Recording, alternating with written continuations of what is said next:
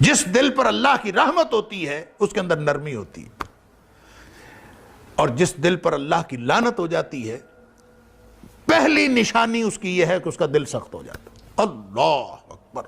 فَبِمَا نَقْضِهِمْ مِيثَاقَهُمْ لَعَنَّاهُمْ، بنی اسرائیل نے وعدے توڑے، ہم نے ان کے اوپر لعنت کر دی۔ وَجَعَلْنَا قُلُوبَهُمْ قَاسِيَةً، پہلا اثر یہ ہوا کہ ان کے دل سخت ہو، جب لعنت ہوتی ہے تو دل سخت ہو جاتا ہے۔ اللہ اکبر۔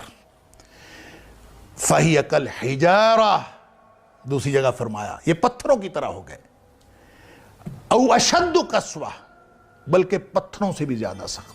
پتھر کے اندر نرمی ہوتی ہے اور لعنتی دل کے اندر نرمی نہیں ہوتی، یعنی دل جس کے اوپر لعنت ہوئی ہو وہ زیادہ سخت ہوتا۔ لوگ کہتے ہیں رونا نہیں آتا، نماز پڑھتے ہیں دعا کرتے ہیں رونا نہیں آتا، کعبۃ اللہ میں بیٹھے ہوتے ہیں رونا نہیں آتا۔ اس بات پر روئیں کہ دل سخت ہو گیا ہے۔ دل کی نرمی رحمت کی علامت ہے اور دل کی سختی لعنت کی علامت ہے۔ اب یہ آپ بڑے بڑے وعدے توڑیں تو بھی دل سخت ہوتا ہے، آپ چھوٹی چھوٹی نافرمانیاں کریں تو بھی دل سخت ہوتا ہے۔ نبی اکرم صلی اللہ علیہ وسلم نے فرمایا، مثال کے طور پر ترمذی شریف کی حدیث ہے، نبی اکرم صلی اللہ علیہ وسلم نے فرمایا یہ جو گپ شپ میں بیٹھے رہتے ہیں نا، اللہ گپیں بیٹھے ہیں، ہانک رہے ہیں، گپیں گفتگو چل رہی ہے، چاہے بڑے بابے بیٹھے چاہے چھوٹے چاہے نوجوان جو بھی، فرمایا لا تکثر الکلام بغیر ذکر اللہ، لوگو ایسی گفتگو ایسی گپ شپ لمبی لمبی گفتگو وہ نہ کیا کرو بغیر ذکر اللہ جس میں اللہ کا ذکر نہ ہو، ایسا نہ کیا کرو۔ کیوں؟ اس لیے نہ کیا کرو کہ ان کثرت الکلام بغیر ذکر اللہ قسوۃ للقلب، وہ جو گفتگو اس طرح کی ہوتی ہے جس میں اللہ کا ذکر نہیں ہے، وہ گپ شپ ہو، وہ دنیا کی باتیں ہوں، وہ کاروبار کی باتیں ہوں، وہ جو مرضی، جس میں اللہ کا ذکر نہیں، وہ گھر کے معاملے ہیں جو بھی چلتے رہتے ہیں، اللہ کی یاد کے بغیر جو کثرت کلام ہوتا ہے، فرمایا وہ دل کی سختی کا باعث بنتا ہے۔ وَإِنَّ أَبْعَدَ اللَّهِ القلب القاسی، اور اللہ کی لعنت اس شخص پر ہوتی ہے جو اللہ سے سب سے زیادہ دور ہوتا ہے، وہ سخت دل والا ہوتا ہے۔ اس کا مطلب یہ ہے کہ ہم جو چھوٹی چھوٹی گپ شپ کر رہے ہوتے ہیں، ہماری تو زندگی اس طرح سے گزر رہی ہے، ذکر تو ہوتا ہے تھوڑا بہت نماز کے وقت، وہ بھی جس کو اللہ توفیق دیتا ہے، اس کے بعد سمجھتے ہیں کہ اب تو ضرورت ہی نہیں، اگلی نماز آئے گی دیکھا جائے گا، درمیان میں کوئی اللہ کی یاد نہیں، کوئی اللہ کا ذکر نہیں، لطیفے چل رہے ہیں، گپ شپ چل رہی ہے، گھر بات معاملات، اس سے دل کی سختی بڑھ رہی ہے۔ اللہ ان کثرت الکلام بغیر ذکر اللہ قسوۃ للقلب، یہ دل کی سختی ہے، اور جس کا دل سخت ہو گیا وہ ابعد الناس من اللہ، وہ اللہ سے سب سے زیادہ دور لوگوں میں سے وہ ہوتا ہے، اور ابعد کا مطلب ہوتا ہے رحمت سے دوری، اور جو رحمت سے دوری ہوتی ہے وہ لعنت ہوتی ہے۔ تو سب سے زیادہ دور اللہ کی رحمت سے وہ کون ہوتا ہے؟ القلب القاسی، سخت دل والا ہوتا ہے۔ اب میں اور آپ ہم کا سب جو زندگی گزار رہے ہیں اس میں لمحہ لمحہ ہم دل کی سختی کا انتظام کر رہے ہیں، ہر چیز دل پر اثر کر رہی ہے، لیکن سب سے زیادہ جو چیز دل پر اثر کرتی ہے نا، جو دل کو سخت بناتی ہے، وہ آنکھ اور زبان کا عمل۔ انسان کسی چیز کو دیکھے، نبی کریم صلی اللہ علیہ وسلم نے فرمایا یہ جو نظر ہے نا، سہم من سہام الشیطان، یہ شیطان کے تیروں میں سے ایک تیر ہے۔ نگاہ کسی چیز پر پڑتی ہے، متاثر بیچارہ دل ہوتا ہے۔ آپ عمل کر کے دیکھ لیں، آپ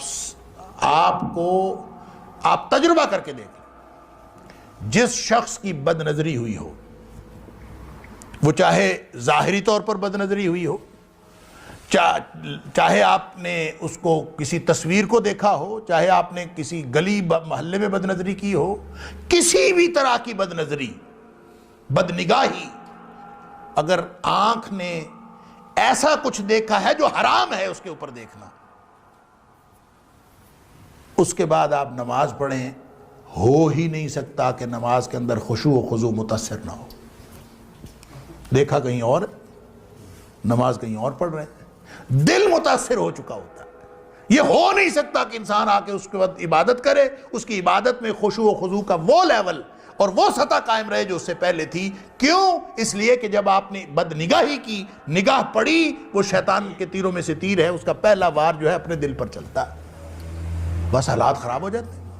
جب حالات خراب ہوتے ہیں، اچھا جی پھسلن ہے، اللہ معاف کرے، آپ اگر پھسلتے چلے جائیں، جس دن آپ کو دل کی سختی محسوس ہونا بند ہو جائے، دل کی سختی ہو، دل آلودہ ہو رہا ہو اور اس کا احساس بھی ختم ہو جائے کہ میرا دل آلودہ ہو رہا ہے، اگر تو نقطہ لگا، سیاہ نقطہ، احساس ہو گیا، آپ نے اس کے بعد نیکی کی، اللہ سے توبہ کی، نقطے مٹ گئے، صاف ہو گئے۔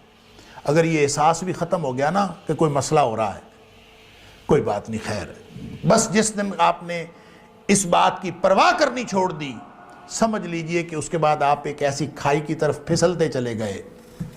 نبی اکرم صلی اللہ علیہ وسلم فرمایا، حجبت الجنت بالمکارہ وحجبت النار بالشہوات۔ یہ جو دل کو اچھی لگتی ہیں نا چیزیں، انسان کا دل کشش کرتا ہے، یہ پھسلن ہے جہنم کی طرف، جہنم کے گرد ان کی باڑ ہے۔ حجبت النار بالشہوات، مزے مزے کی چیزیں، مزے کرو، جو مزاج یار میں آئے جو مرضی کرو، یہاں بیٹھے بھی زندگی ہے بابر بعیش کوش کہ عالم دوبارہ نیست، جو مرضی کر لو، یہ ساری چیزیں آپ کو پھسل کے ایک ایسی پھسلن میں ڈال دی ہیں، ایسی سلائیڈ میں ڈال دی ہیں، آپ اس کے بعد جہنم سے بچ نہیں سکتے، یہ آپ کو پھسلا کے جہنم میں ڈال دے۔ حجبت الجنت بالمکارہ، جنت میں جانا ہے تو نفس کو لگام ڈالنی پڑے گی، مکروہات نفس، دل کو مشکل لگتے ہیں کام، اس کو مائل اور قائل کرنا پڑتا ہے، اور مائل قائل کر کے بڑی مشکل سے، کب آسان ہے بھائی، اپنے دل کے خلاف اٹھ کے آپ سردیوں میں اٹھ کے نماز پڑھنا، روزے رکھنا، خدمت خلق کرنا، اپنی جیب میں سے پیسے خرچ کرنا، علی ھذا القیاس، جتنے بھی حقوق اللہ اور حقوق العباد کی چیزیں ہیں، بڑی مشکل دل کو قائل کرنا پڑتا ہے۔ حجبت الجنت بالمکارہ، جب یہ مکروہات نفس ہیں، دل کو مجبور کر کے، محنت کر کے اس کو مائل اور قائل کرنا پڑتا ہے، وگرنہ یہ تو اس کے اندر تو ٹینڈنسی یہ ہے، ان النفس لامارۃ بالسوء، یہ ہمیشہ آپ کو برائی کی طرف لے کے جائے، یہ دشمن ہے انسان کا اندر بیٹھا۔ الا ما رحم ربی، جب اس پر رحمت ہو جاتی ہے تو پھر یہ گناہ کی طرف نہیں لے کے جاتا، پھر یہ انسان کو نیکی کی طرف لے کے جاتا۔ اللہ ہمارے دلوں پر رحمت کر دے۔ قد افلح من زکاہا، جو اس کو پاک صاف رکھے، اس سے اس کے سارے اعمال ٹھیک ہوں گے، اعمال ٹھیک ہوں گے تو انشاءاللہ امتحان میں کامیابی حاصل ہوگی۔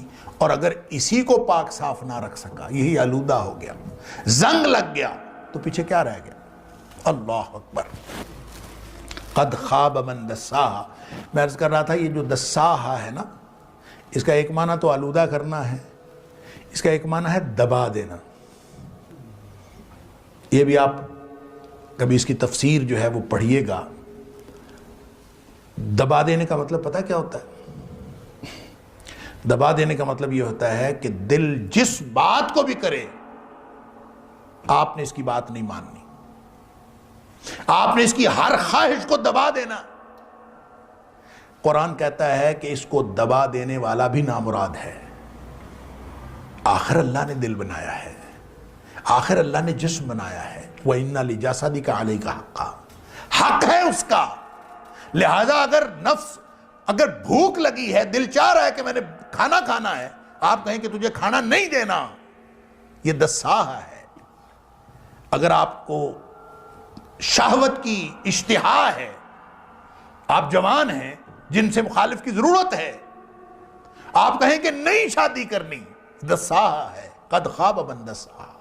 اسلام نے ایسی کوئی تعلیم نہیں دی کہ آپ اپنی جائز خواہشات کو بھی دبا دیں، نہیں، اسلام نے اس کے لیے چینل دیا ہے، حرام کو چھوڑیں، حلال استعمال کریں۔ اللہ نے کوئی چیز ایسی نہیں رکھی جس کے لیے حلال کا کوئی راستہ نہ رکھا ہو، اور اگر آپ کا دل کرتا ہے آپ حرام کام چھوڑیں، حلال کا راستہ اختیار کریں۔ وہ حلال کا راستہ اختیار کر کے جب خواہش نفس پوری کریں گے تو اس میں بھی ثواب ہوگا۔ نبی پاک صلی اللہ علیہ وسلم فرمایا فی بضع احدکم صدقہ، تم اگر تعلق زوجیت قائم کرتے ہو تو اس میں بھی ثواب ملتا ہے۔ صحابہ حیران ہو، ایک آدمی خواہش نفس پوری کرتا ہے، اس کو ثواب کیسے ملتا ہے؟ اللہ اکبر۔ نبی اکرم صلی اللہ علیہ وسلم فرمایا اگر وہ حرام کاری کرے تو گناہ نہیں ملے گا؟ ملے گا۔ جب گناہ ملے گا حرام کاری کرنے سے تو حلال کاری کرنے سے ثواب کیوں نہیں ملے گا؟ لہذا مومن کا جو کھانا پینا سونا جاگنا سب ثواب ہے۔ یہ سوتا ہے اپنے آرام کے لیے، جسم کے آرام کے لیے، چونکہ وہ مومن ہے، چونکہ اس نے اپنے سارے معاملات کو حلال کے دائرے میں محدود کر لیا ہے اور حرام سے بچنے کا تہیہ کر رکھا ہے، اس لیے اس کا سونا جاگنا بیٹھنا اٹھنا سب ثواب بن جاتا ہے۔ لہٰذا اس جسم کو، اس دماغ، اس دل کی خواہش کو دبانا مقصود نہیں ہے، اس کو اس راستے پر رکھنا مقصود ہے جو راستہ اللہ اور اس کے رسول صلی اللہ علیہ وسلم نے دیا۔ دیکھیں سادہ سی بات ہے، اللہ تعالیٰ نے قرآن میں فرمایا کہ تم ایسا کرو کہ میں نے دل ایک صاف ستھرا ایک سٹینڈرڈ پہ تمہیں دیا، تم ایسا کرو کوئی نیا کارنامہ سر انجام نہ دو، کچھ بھی نہ کرو، صرف وہ دل اسی حالت میں میرے پاس واپس لے آؤ۔ کم از کم اس کو گدلہ تو نہ کرو، کم از کم اس کو آلودہ تو نہ کرو، اس کو آلودگی سے بچا کر ویسا ہی میرے پاس لے آؤ۔ اللہ اکبر۔ یوم لا ینفع مال ولا بنون الا من اتی اللہ بقلب سلیم۔ فرمایا اس دن نہ مال کام آئے گا نہ بیٹے کام آئیں گے، کام یہ آئے گا کہ صحیح سلامت دل واپس جا کے اللہ کے سامنے سپرد کرتا ہوں۔ الا من اتی اللہ بقلب سلیم، جو صحیح سالم دل لے کے آ گیا، جیسا اللہ نے سٹینڈرڈ پہ دل دیا تھا اس نے اس کو آلودہ نہیں ہونے دیا۔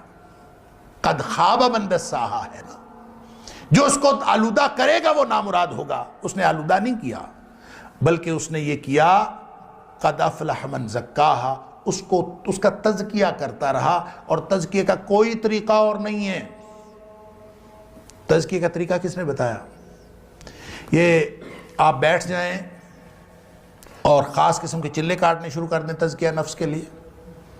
وہ ہمارے علاقے میں ایک بزرگ تھے، اس کے بارے میں بتایا جاتا تھا کہ وہ سیب سامنے رکھ لیتے تھے، یہاں لٹکا ہوتا تھا سیب، اور بس وہ اس کو دیکھتے رہتے تھے۔ کسی نے پوچھا حضرت یہ کیوں کیا؟ کہتا ہے یہ دل کرتا ہے اس کو کھانے کو، تو میں اس کو دکھاتا ہوں اور کھانے نہیں دیتا تاکہ اس کا تزکیہ ہو۔ حد ہو گئی ہے۔ اللہ کریم نے کھانے کے لیے حلال طیب رزق دیا ہے، اور اس کے لیے آدمی اپنے آپ کو، اس کو تزکیہ نفس کہے، یہ تزکیہ نفس نہیں ہے، یہ قد خواب من دساہا ہے۔ تزکیہ کیسے ہوگا؟ لقد من اللہ علی المؤمنین اذ بعث فیہم رسولا من انفسہم یتلو علیہم آیاتہ ویزکیہم۔ تزکیہ کا طریقہ اور تزکیہ کرنے کے لیے نبی اکرم صلی اللہ علیہ وسلم تشریف لائے، لہٰذا ہر وہ چیز، ہر وہ بات تزکیہ کی ہے جو نبی پاک صلی اللہ علیہ وسلم نے بتائی، اس سے دل کا تزکیہ ہوتا۔ اور اگر انسان کوئی اور کام کرے جو خود ساختہ ہو تو تزکیہ نہیں ہوتا، اس سے دل مزید آلودہ ہوتا ہے، یا اس کو اس کے سارے جو خیالات ہیں ہم اس کو دبا دیں گے، حلال جذبوں کو بھی دبا دیں گے، تو یہ بھی آپ کے لیے نامرادی کا باعث بن سکتا ہے۔ اللہ تعالیٰ معاف فرمائے۔ آخری حدیث عرض کر کے میں بات اپنی مکمل کرتا ہوں۔ نبی اکرم صلی اللہ علیہ وسلم نے ایک دفعہ یہ فرمایا، اب دیکھیں پورا کا پر دار و مدار جو ہے وہ نفس پر ہے۔ اللہ اکبر۔ اور نفس کو ہر چیز آلودہ کر رہی ہوتی ہے۔ میں نے عرض کیا کہ زبان اور آنکھ سب سے زیادہ آلودہ کرتی ہے، سارے اعمال آلودہ کرتے ہیں لیکن سب سے زیادہ یہ ہے۔ اور زبان کے اوپر تو اللہ اکبر، نبی اکرم صلی اللہ علیہ وسلم فرمایا زبان جو ہے نا، یہ تو صبح صبح جب انسان اٹھتا ہے نا تو سارے کے سارے انسان کے جو اعضاء ہیں تو کفر اللسان، یہ زبان کی منتیں کرتے ہیں۔ صبح جب انسان اٹھتا ہے تو سارے کے سارے جو اعضاء ہیں یہ اعضاء انسان کی زبان کی منت کر رہے ہوتے ہیں، اس کو کہہ رہے ہوتے ہیں کہ تو ہمارے بارے میں اللہ سے ڈرتی رہنا، اس لیے کہ تو اگر سیدھی رہی تو ہم سارے سیدھے رہیں گے، اور تو اگر خراب ہو گئی تو ہم سب بگڑ جائیں گے، تو اگر ٹیڑھی ہو جائے گی تو ہم بھی ٹیڑھے ہو جائیں گے۔ گویا زبان کی وجہ سے انسان کے سارے اعمال بگڑتے ہیں، اور اس کا مطلب یہ ہوا کہ آنکھ اور زبان یہ سب سے زیادہ دل پر اثر انداز ہوتے ہیں۔ اللہ تعالیٰ معاف فرمائے، ایک لفظ ایک کلمہ انسان کے دل کو آلودہ کر سکتا ہے۔ تو نبی اکرم صلی اللہ علیہ وسلم فرمایا کہ یہ جو دل ہے نا، اس کو زنگ لگ جاتا ہے۔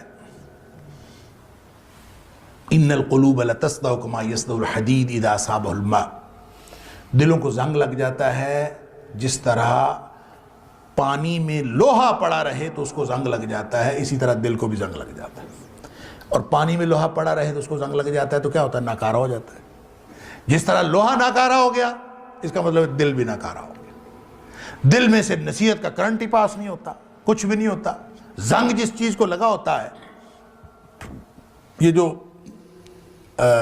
تاریں ہوتی ہیں نا، بجلی کی تاریں، وائرز، ان کو زنگ لگ جاتا ہے، بعض اوقات سپارکنگ وغیرہ کی وجہ سے، وہ بعض اوقات پانی کی وجہ سے ان کو زنگ لگ جاتا ہے، کرنٹ نہیں پاس ہوتا اس میں سے۔ تو دل کو زنگ لگ گیا تو نصیحت کا کرنٹ پاس ہونا بند ہو گیا۔ تو تار تو ہم چینج کر لیتے ہیں، دل کیسے چینج کریں؟ دل تو وہی ہے، اب اس کو کیسے چینج کریں؟ زنگ لگ گیا، کما یصدع الحدید اذا اصابہ الماء، تو دلوں کو زنگ لگ گیا۔ اور صحابہ کرام کو معلوم تھا کہ دل کو زنگ لگ گیا تو پورا جسم خراب ہو گیا، نبی پاک صلی اللہ علیہ وسلم نے خود فرمایا۔ تو پھر کیا کریں؟ ایک دل ہے، اسی کو زنگ لگ گیا، وہی خراب ہو گیا، تو اب کیا کریں؟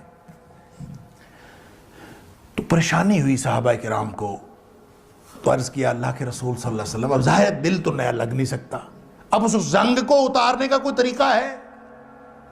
فرمایا وما جلاؤہا یا رسول اللہ صلی اللہ علیہ وسلم، اللہ کے رسول صلی اللہ علیہ وسلم، اس کو زنگ کو دور کرنے کا کوئی طریقہ ہے؟